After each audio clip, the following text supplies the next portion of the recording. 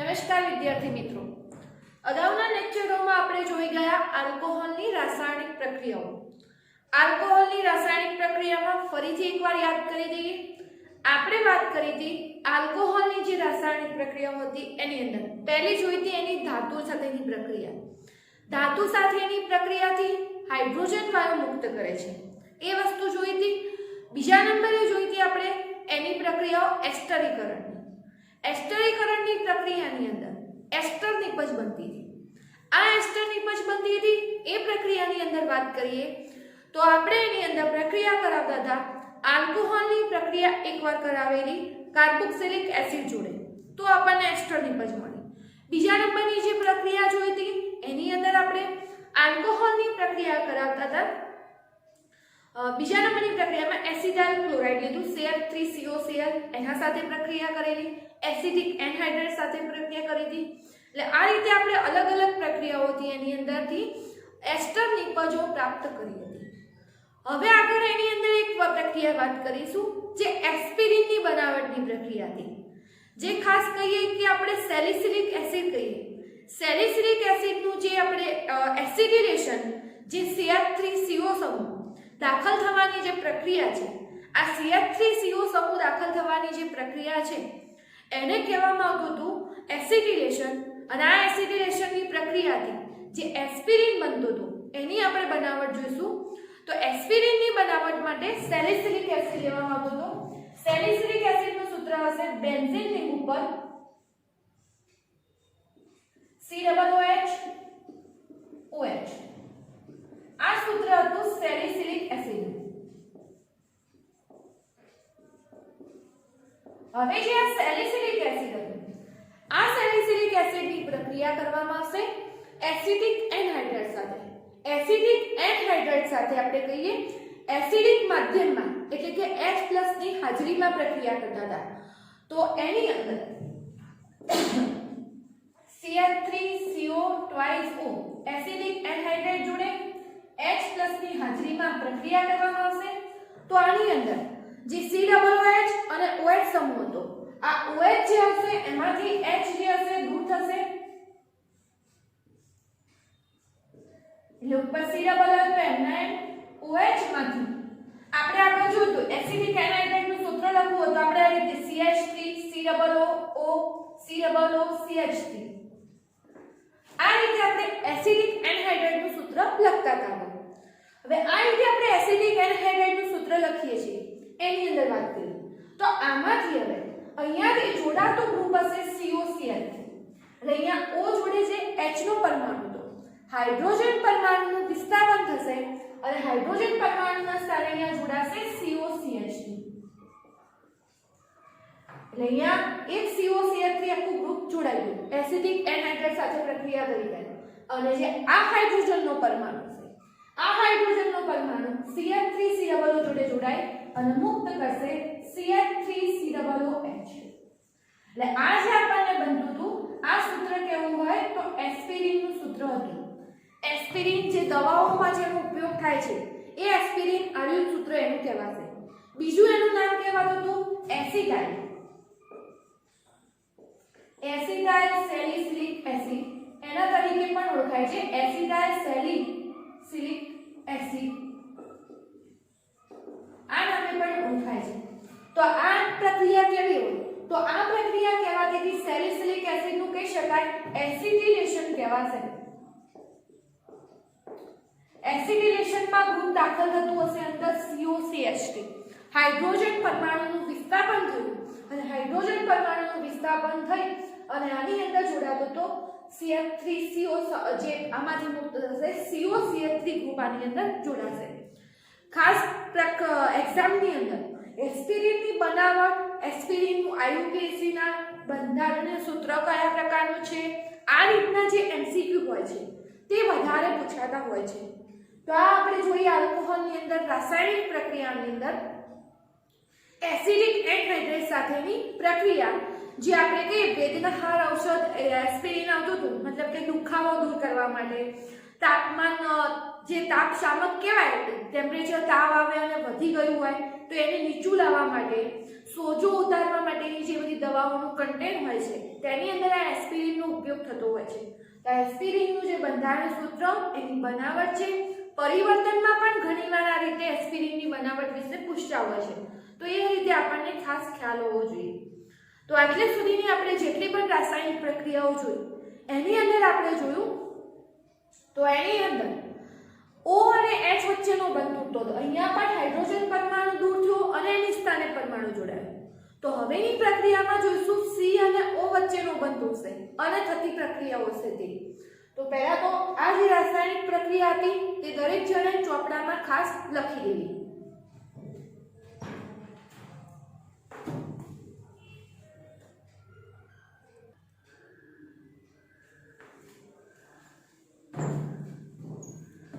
હવે જોઈશું બીજા નંબરની રાસાયણિક પ્રક્રિયા. બીજા નંબરની પ્રક્રિયા એવી હતી કે જેની અંદર C અને O વચ્ચેનો બંધ તૂટવાથી થતી રાસાયણિક પ્રક્રિયાઓ.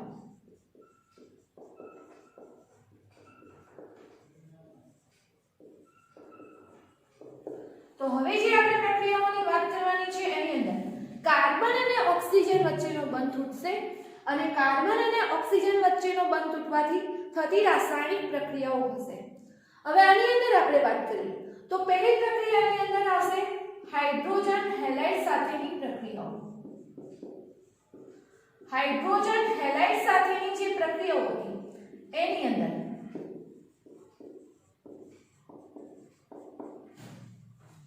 અગાઉ આપણે કઈ હેલો આલ્કેન હેલો એડિન સંયોજનોનું ચેપ્ટર ભણી ગયા. એની અંદર પણ જે હેલો આલ્કેનની બનાવટ હતી તેની અંદર પણ આની અંદરથી ઘણી પ્રક્રિયાઓનો સમાવેશ થાય છે. એટલે એ પ્રક્રિયા તમે અગાઉ પણ ભણીને આવ્યા છો. અહીંયા એ પ્રક્રિયા આપણે ભણવાની આવશે આલ્કોહોલની રાસાયણિક પ્રક્રિયાઓ તરીકે. આલ્કોહોલ કઈ રીતે પ્રક્રિયા કરી અને નિપજ આપે છે એના વિશેની સમજ મેળવવા માટે અત્યારે આપણે એ પ્રક્રિયા હશે. તો આની અંદર હાઇડ્રોજન હેલાઇડ સાથેની પ્રક્રિયા. બીજા નંબરમાં કહેવાશે એને લ્યુકાસ કસોટી તરીકે ઓળખાતું.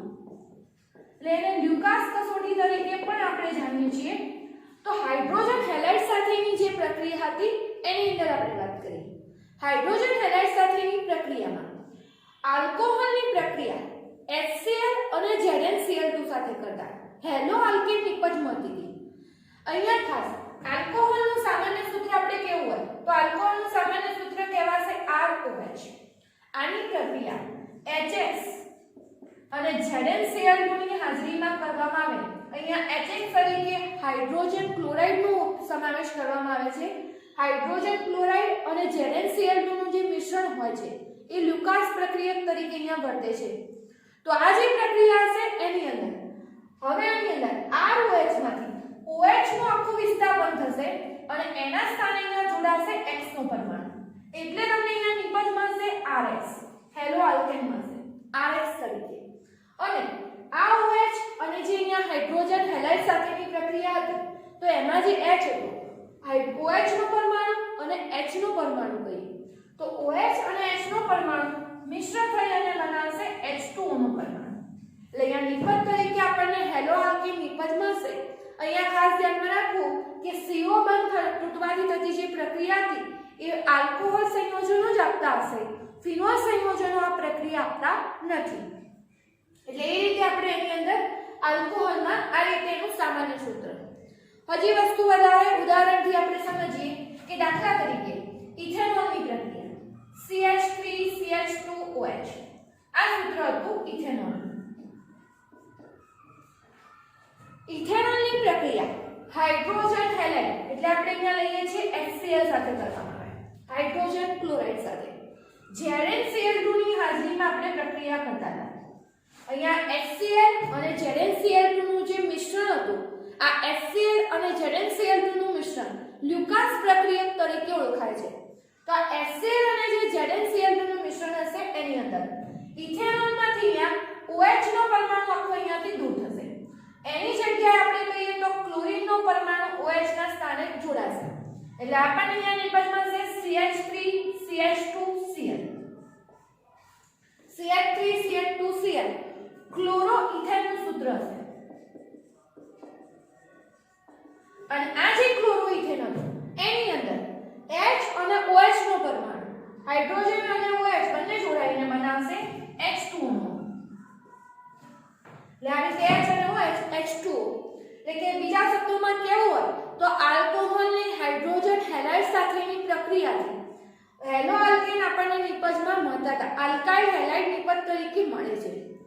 હવે બીજું ખાસ મહત્વનું કે આ જે પ્રક્રિયા હતી લ્યુકાસ કસોટી તરીકે ઓળખાતી હતી પ્રયોગશાળામાં, અને એમાં ખાસ આલ્કોહોલની પરખ જ્યારે કરવી હોય, આલ્કોહોલની પરખ અર્થાત કે પ્રાથમિક, દ્વિતીયક, તૃતીયક આલ્કોહોલ, આ આલ્કોહોલના મિશ્રણને જો અલગ પાડવું હોય તો એના માટે આ જે કસોટીથી લ્યુકાસ કસોટીનો પ્રયોગશાળામાં ઉપયોગ થાય છે. અહીંયા જે આલ્કોહોલ સંયોજનો હતા, આલ્કોહોલ સંયોજનો હશે એ જે લ્યુકાસ પ્રક્રિયક લીધો હોય તો લ્યુકાસ પ્રક્રિયકમાં દ્રાવ્ય થઈ જાય છે, પરંતુ અહીંયા આલ્કોહોલની પ્રક્રિયા કરવાથી જે આલ્કાઇલ હેલાઇડ બનતું હશે એ લ્યુકાસ પ્રક્રિયકમાં દ્રાવ્ય નથી થતું. હવે આની અંદર ખાસ ધ્યાનમાં રાખવા જેવું જે તૃતીયક આલ્કોહોલ હશે, તૃતીયક આલ્કોહોલ હશે એ જે લ્યુકાસ પ્રક્રિયકનું મિશ્રણ હશે એને ઝડપથી ધૂંધળું બનાવશે. અને ઝડપથી ધૂંધળું બનાવે એટલે કે લ્યુકાસ પ્રક્રિયક સાથે ઝડપથી પ્રક્રિયા આપતા હતા, અને ઝડપથી પ્રક્રિયા આપતો હોય અને તરત જ તમે અંદર લ્યુકાસ પ્રક્રિયક ઉમેર્યો હોય આલ્કોહોલમાં, લ્યુકાસ પ્રક્રિયક આલ્કોહોલમાં ઉમેર્યો હોય અને ઝડપથી દ્રાવણ જો ધૂંધળું થઈ જાય, આનો મતલબ થાય કે આપણે જે આલ્કોહોલ લીધો એ કયા પ્રકારનો છે? તૃતીયક પ્રકારનો. એની કમ્પેરિઝનમાં દ્વિતીયક આલ્કોહોલ થોડી ધીમી પ્રક્રિયા આપે છે, અને જે પ્રાથમિક આલ્કોહોલ કહીએ એ બિલકુલ ઓછી પ્રક્રિયા આપશે. પ્રાથમિક આલ્કોહોલ જે કહીએ એ ધૂંધળાપણ ઉત્પન્ન કરશે નહીં. એટલે એનાથી જે ધૂંધળાપણ કહીએ, ધૂંધળાપણ ઉત્પન્ન થતું નથી. એટલે તૃતીયક આલ્કોહોલથી ઝડપથી દ્રાવણ ધૂંધળું બનશે. જે પ્રાથમિક આલ્કોહોલ હતો, આ પ્રાથમિક આલ્કોહોલથી ધૂંધળાપણ ઉત્પન્ન થતું નથી. એટલે આ દ્વારા આપણે કહીએ તો આલ્કોહોલને આપણે અલગ પાડી શકતા હતા. તૃતીયક કઈ આલ્કોહોલ, પ્રાથમિક કહીએ, એના અલગ જે વર્ગીકરણ કરવું હોય એના માટેની આ લ્યુકાસ કસોટી ખાસ મહત્વની હતી. તો આ પહેલી પ્રક્રિયા જોઈએ એની અંદર હાઇડ્રોજન હેલાઇડ સાથેની પ્રક્રિયા. ફરીથી કહી દઈએ, તમને પાઠ્યપુસ્તકમાં આ બધાના ઉદાહરણ આપેલા નથી, તો તમારે દરેક પ્રક્રિયાના ઉદાહરણ કહીએ એક એક સાથે લખતા રહેવા જોઈએ. વર્ણનમાં જે ખાસ પ્રકારની જે વાતો આવે છે, જે કયા પ્રકારનો આલ્કોહોલ કયા પ્રકારની પ્રક્રિયા આપશે, એ બધી જે માહિતી છે એ એમસીક્યુ માટે ખાસ મહત્વની છે. તો એ બધી પ્રક્રિયાઓ પણ તમારે ખાસ ધ્યાનમાં રાખી અને લખી.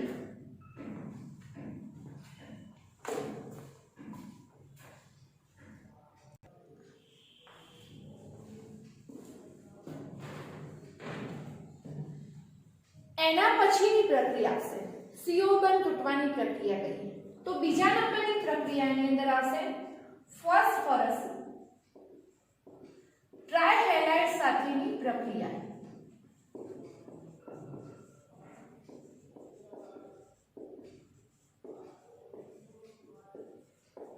આ પ્રક્રિયાનો પણ આપણે પ્રકરણ 10 ની અંદર અભ્યાસ કરીને આવે છે. પુસ્તકમાં આ પ્રક્રિયા તમને કીધેલું છે, આગળના પ્રકરણમાંથી જોઈ લે. પરંતુ આપણે દરેક આ ચેપ્ટરના ટોપિકમાં પ્રક્રિયા જે પણ જગ્યા આપતી હશે સામાન્ય સૂત્ર અને ઉદાહરણ સહિત આપણે દરેક પ્રક્રિયાઓ લખીશું. તો ફોસ્ફરસ ટ્રાયહેલાઇડ સાથેની જે પ્રક્રિયા કહીએ, આલ્કોહોલનું સામાન્ય સૂત્ર આવશે ROH. ફોસ્ફરસ ટ્રાયહેલાઇડ કહેવાય PH3 સાથે પ્રક્રિયા, અને ફોસ્ફરસ ટ્રાયહેલાઇડ સાથે પ્રક્રિયા કરવામાં આવશે ત્યારે. હવે આની અંદર અગાઉ પણ આપણે શીખવાડેલું હતું, યાદ રાખીશું આપણે.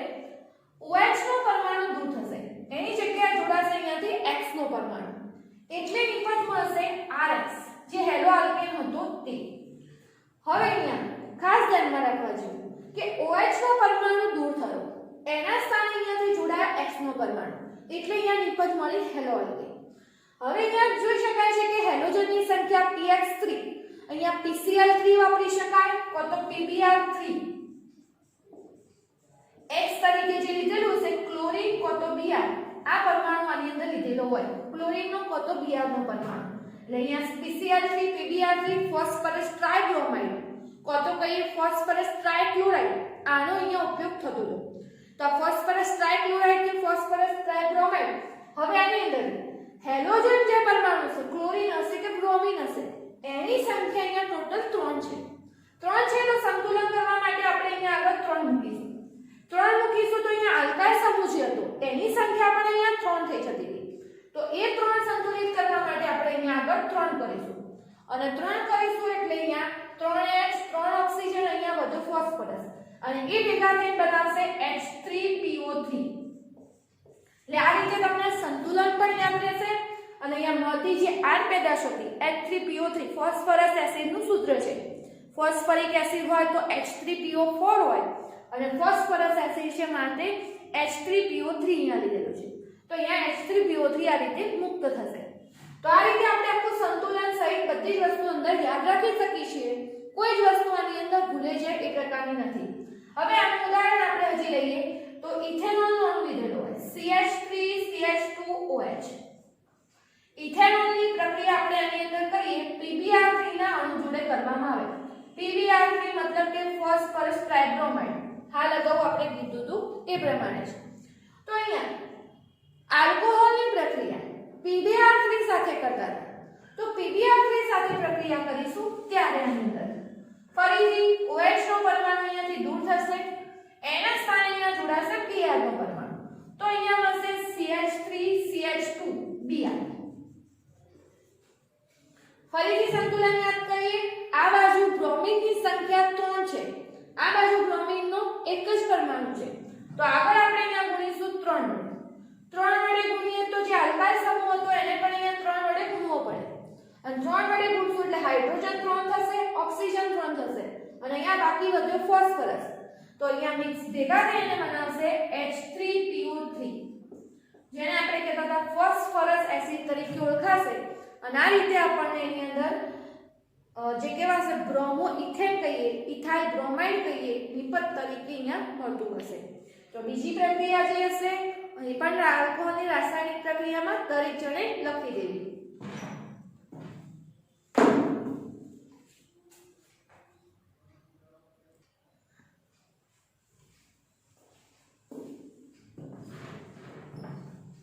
હવે પછીની પ્રક્રિયા જોઈશું ત્રીજા નંબરની આલ્કોહોલનું નિર્જલીકરણ. આલ્કોહોલનું નિર્જલીકરણ મતલબ કે આલ્કોહોલમાંથી પાણીનો અણુ જે દૂર થવાની પ્રક્રિયા હતી. તો આલ્કોહોલ સંયોજનોમાંથી પાણીનો અણુ દૂર થવાની પ્રક્રિયા એ નિર્જલીકરણ તરીકે ઓળખાય છે. આલ્કોહોલનું નિર્જલીકરણ કરવા માટે પ્રોટિક એસિડ જે આપણે કહીએ H2SO4 H3PO4 આપણે એકવાર લખી લઈએ H2SO4 કહીએ, H3PO4 કહીએ, પછી એલ્યુમિના હશે એનો ઉપયોગ થશે, ZnCl2 તો આ ZnCl2 હોય, એલ્યુમિના હશે. તો આની હાજરીમાં આલ્કોહોલ સંયોજનો પાણીનો અણુ દૂર કરી અને બીજી અલગ અલગ પ્રકારની નિપજો આપણને આલ્કીન નિપજો આપતા હતા. એટલે આવા પ્રક્રિયકોની હાજરીમાં આપણે પ્રક્રિયા કરતા હતા.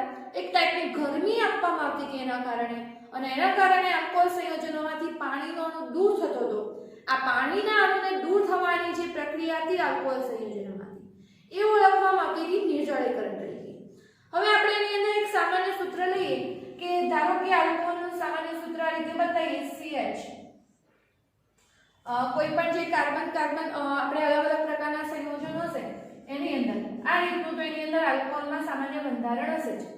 તો આ જે આલ્કોહોલનું સામાન્ય સૂત્ર છે એની અંદર એસિડિક મીડિયમમાં જ્યારે તમે ગરમી આપશો અને એસિડિક મીડિયમની અંદર જ્યારે ગરમી આપવામાં આવતા હતા ત્યારે કાર્બનના સાથે કાર્બન જોડે જે OH જોડાયેલો હતો, ગરમી આપતા એક કાર્બન જોડેથી OH અને બીજા કાર્બન જોડેથી હાઇડ્રોજન દૂર થશે અને હાઇડ્રોજન એક બાજુના જે કાર્બન કહીએ એક કાર્બન જોડેથી OH અને બીજા કાર્બન જોડેથી હાઇડ્રોજન દૂર થઈ પાણીનો અણુ દૂર બનતો અને પાણીનો અણુ મળતો તો બંને કાર્બનની એક સંયોજકતા અહીંયા ઓછી થવાથી પાઈ બંધનું નિર્માણ થતું હતું અને પાઈ બંધનું નિર્માણ થઈ અને ડબલ બોન્ડ વાળું સંયોજન આપણને મળશે. તો આની અંદરથી H અને OH દૂર થાય એટલે આપણે બાકી વધશે વસ્તુ આ રીતે C અહીંયા ડબલ બોન્ડનું નિર્માણ C ઇથિનનો જે આપણે કઈ આલ્કોહોલ ઇથેનોલની કેની પ્રક્રિયા કરીએ તો ઇથિન કે રીતે અહીંયા અણુ બને તો અહીંયા ડબલ બોન્ડ મળશે H અને OH જે દૂર થઈને બનાવશે પાણીનો અણુ H2O. એટલે આ રીતે અહીંયા નિર્જલીકરણમાં પાણીનો અણુ મળતો હતો. હજી આપણે વાતમાં આખું ઉદાહરણ સમજીએ, ઇથેનોલનું ઉદાહરણ સમજીએ. ઇથેનોલનું સૂત્ર થશે CH3CH2OH. CH3CH2OH. ઇથેનોલનું જે નિર્જલીકરણ હતું એ થતું હતું સાંદ્ર H2SO4 ની હાજરીમાં 443 કેલ્વિન ટેમ્પરેચર કહીએ એટલા ટેમ્પરેચરે એટલે અહીંયા સાંદ્ર H2SO4 ની હાજરીમાં 443 કેલ્વિન ટેમ્પરેચરે આ ઇથેનોલ જે કઈ પ્રાથમિક આલ્કોહોલ કહી શકાય એક પ્રકારનું OH વાળો કાર્બન બાજુમાં ફક્ત એક જ કાર્બન સાથે જોડાયેલો છે એટલે પ્રાથમિક કાર્બનનું ઉદાહરણ ક્યાં હશે એના સાથે પ્રક્રિયા કરીશું આ કાર્બન જોડેથી OH નો પરમાણુ આના જોડેથી એક H નો પરમાણુ દૂર થશે અને એની અંદર આના જોડેથી એક H દૂર થાય એટલે વધશે CH2 અહીંયાથી OH દૂર થશે અને CH2 એટલે કે એની જગ્યાએ બનશે પાયબન અને આ બનશે ઇથિન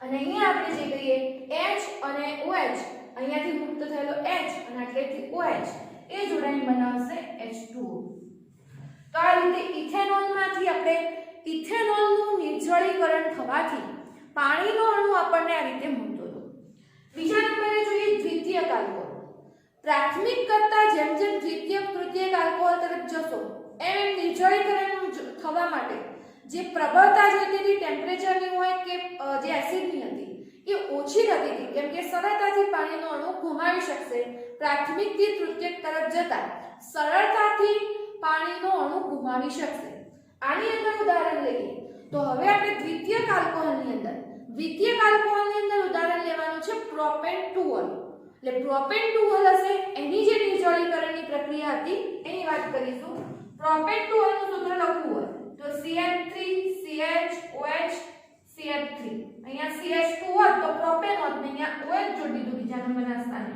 એટલે નામ બનશે એનું પ્રોપેન 2 આ પ્રોપેન 2 હવે નિર્બળ પ્રક્રિયા પરિસ્થિતિમાં કામ કરતું હતું એટલે 85% H3PO4 ની હાજરીમાં 85% H3PO4 ની હાજરીમાં અને ફક્ત 440 કેલ્વિન ટેમ્પરેચર હશે ત્યારે એટલા જેમ નીચે પ્રાથમિક દ્વિતીયક તૃતીયક જશો એમ ટેમ્પરેચર ઓછું થતું જશે તો હવે આ કાર્બન જોડેથી OH દૂર થશે અને આ કાર્બન જોડેથી H દૂર થશે હવે અહીંયા આપણે OH અને H દૂર કરવા માટે આ બાજુથી પણ દૂર કરી શકીશું આ બાજુનો જે કાર્બન હતો એની સાથે જોડેથી પણ આપણે H નો પરમાણુ દૂર કરી શકતા હતા એટલે CH2 CH double bond CH2 propene નો અણુ બનશે અને અહીંયાથી OH અને H જોડાઈ અને બનાવશે પાણીનો એટલે આ રીતે આપણે દ્વિતીયક આલ્કોહોલની મદદથી આલ્કીન નિપજ બનાવી શકતા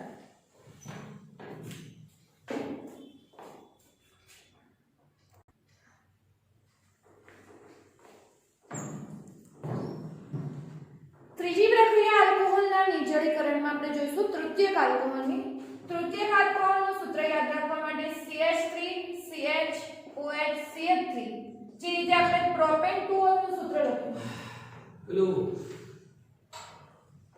પ્રોપેન 2 માં આપણે પ્રક્રિયા કરવાની હશે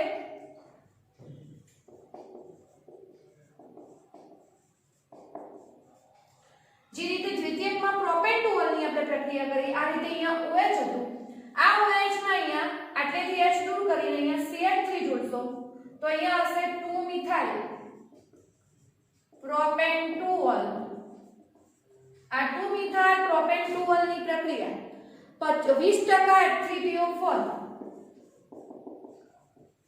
અને 338 કેલ્વિન ટેમ્પરેચરે પ્રક્રિયા કરશો આના જોડેથી OH આટલેથી H દૂર થશે CH3 CH3 double bond CH2 2 methyl propyne મળશે OH અને H એ ભેગા થઈને બનાવશે પાણીનું એટલે આ સૂત્ર આવશે 2 મિથાઇલ પ્રોપીનનું અને આ રીતે તૃતીયક આલ્કોહોલનું પણ નિર્જળીકરણ કરી શકતા તો આ બધા જ સમીકરણ આલ્કોહોલનું નિર્જળીકરણ સમજાવો એવો 3 માર્ક્સનો પ્રશ્ન આપણને એક્ઝામની અંદર પૂછી શકાય એ પ્રકારનો છે તો વ્યવસ્થિત રીતે 3 માર્ક્સની 3 પ્રક્રિયા ઉદાહરણ સહિત કમ્પ્લીટ આપણને આવડતી હોવી જોઈએ